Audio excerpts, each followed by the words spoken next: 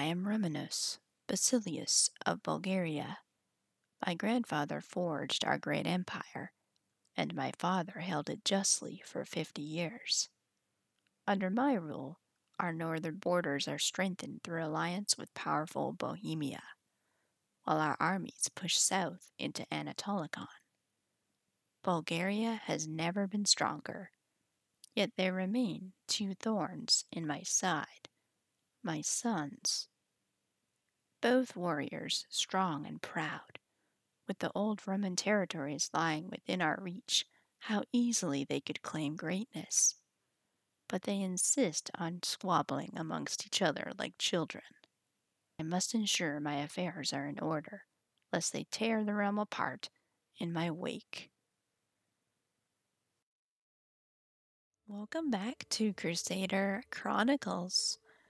Once again, our Bulgarian campaign here. I know it's been a little while, so maybe we'll do just a quick recap here.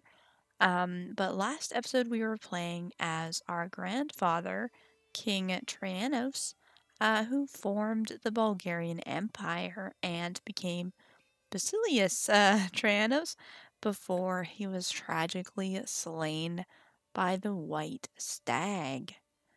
So we've skipped over our father, Himerios, but you can read about him on our blog. It's nice to have the two different formats there. Why did we skip him? Mostly because he was too wholesome and drama-free for video format here. He was the classic noble king who ruled peacefully and justly for 50 years. The only real tragedy that he endured there was the loss of his eldest son there in an accident, I believe, which is ultimately what put us on the throne here. But we do have a little bit of a what-if scenario here. We have Himerios of Moldavia there. He is the son of our deceased brother there, so he is our nephew. He would have inherited from our father there, but he was disinherited. And the reason was because the realm was worried about having a child emperor.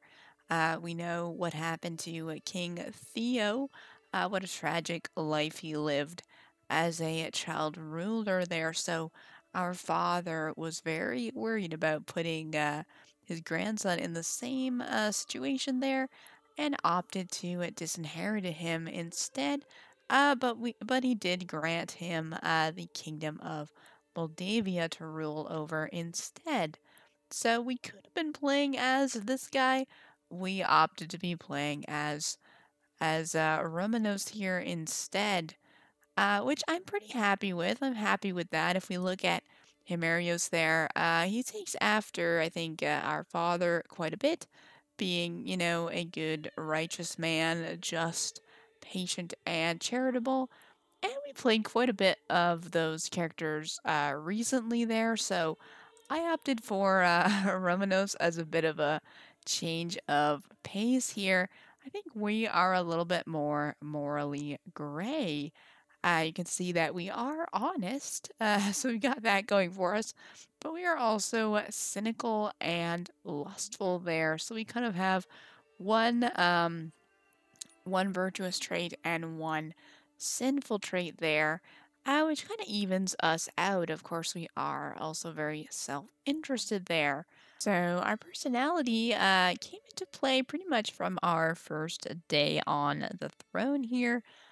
We had a lady come to our court and ask us to press her claim on the kingdom of Anatolikon. And you can see that at the time they held quite a bit of territory there in sort of the southeastern portion of the Byzantine Empire. So this was very appealing to take that, certainly as the player, and I think as Romanos, lacking any of those distinctly, just or moral traits, being very self-interested and maybe lusting after that land there, we were not going to pass up that opportunity.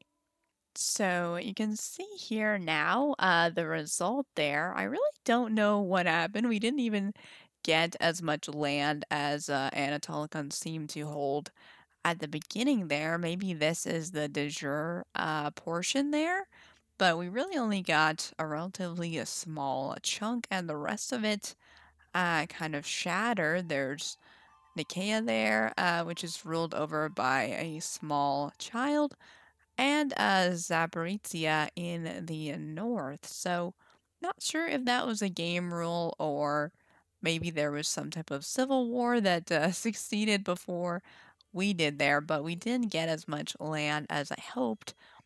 Still plenty of opportunity there though, with Nicaea being ruled over by a small child. I'm pretty sure we and our armies are more than capable of taking that land if we chose to do so. So it's funny that I started this campaign as more of a calmer, non warfare based showcase, I guess, but several generations of warriors deep now, we're already thinking about reconquering the Byzantine Empire there, which doesn't seem that far-fetched given how we're pushing east fairly successfully there. And of course, we are very skilled at warfare. We have the armies and two very competent military-based sons there. Of course, we also have to watch out for Bohemia, in the sort of northwestern part of the map here. They are just exponentially expanding there. I'm not going to click on them. They're having a bit of a wardrobe malfunction over there. But our wife actually is of their house, House Hessen. You can see that her grandfather was a king of Bohemia there. So unfortunately, we weren't able to get an alliance with them, I believe. It's because they have seniority succession. So see that our wife's father never became king there. I think it sort of bounces around between the eldest member of the family. I'm not super sure how seniority succession works in Crusader Kings 3. But yeah, it means that there's nobody ruling there right now that's close enough related to her to generate an alliance. Because if we had them on our side too, we could easily steamroll east. But for now, we'll have to keep an eye on them and try to keep at a similar power level. Because if they start to overtake us, I don't think we would win that fight. So it sounds like we're going to continue pushing east. I think that's just what we have to do and what we're good at doing. But really, it's a matter of if we can actually pull it off. We mentioned our sons, and Romanos in the intro there is kind of worried about what succession is going to look like there. Our sons are feuding between each other there. They're both very capable warriors, as we mentioned. We've got Prince Maximus, who is our heir right now, and he is a skilled tactician and a formidable banneret. He's also a blade master there, so he's got a pretty good prowess. He's also sadistic, so he has a vicious side of him as well that makes him ferocious on the battlefield. And then we've got our second born son here, Methodios, and he did much better at his education than his brother. He is a brilliant strategist, a famous champion, and an unyielding defender there. Also, very good prowess. So, very evenly matched warriors here, but it's more of a personality conflict with them. Our heir Maximus is a treacherous villain, and Methodius, the second-born son, is a resentful paragon. So it kind of paints the picture that perhaps Methodius here was a little more dutiful in his studies and succeeded where his brother may not have there. But of course, his brother being the elder, he is set to inherit the throne, despite his shortcomings here. And Methodius is resentful that he may feel, as I do a little bit, that his stats are a little bit better suited, or his personality is a little bit better suited to the throne than his loose cannon brother here. We did have a few events with Maximus where he responded violently to some of our courtiers there, even dangling them out the window. So I'm not sure what kind of leader he would make there, but ultimately he is our eldest son and the heir by birthright.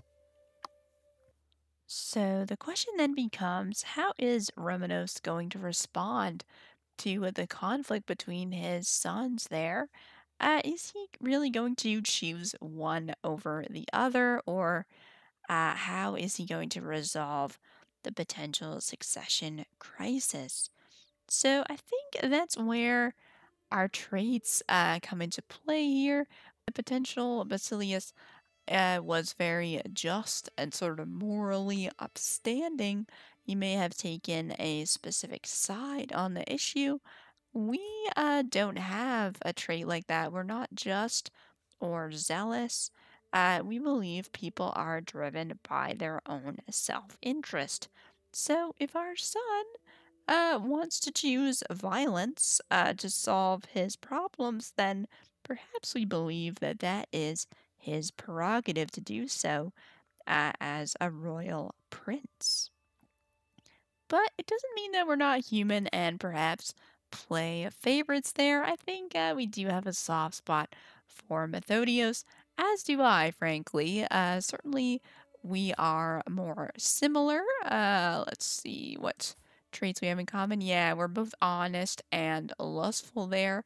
He is, of course, the better strategist, let's say, than his brother. So we have a soft spot for him, and perhaps we can sort of boost his power at court indirectly, maybe, rather than directly choosing a side. We have set him up as our marshal here, and he also has quite a few sons. Where our heir has only one son, so it's possible that we could generate alliances through these boys here, which would give Methodios more of a power base to rely on. So I had assumed that we might be heading towards perhaps a rival cadet branch. If we could get Methodios established here, maybe a succession crisis if he pressed his claim against his brother there. But we actually got something even better here, and this is a great example of the game kind of picking up on its own story beats and capitalizing with events here. So this is what happened. Methodios challenged his brother to a duel for the throne of Bulgaria. Wow, I never seen this event before. I thought it was just so perfect and fit this scenario so well. So I was so ecstatic. And the sort of potential of where the story can go from here. Brother against brother dueling for the throne. Only one of them can win. But I think we're going to leave it on a cliffhanger then. I think we'll wait until the next episode to find out who is going to inherit the throne here. And do make sure you subscribe and hit the notification bell to make sure that you don't miss that episode.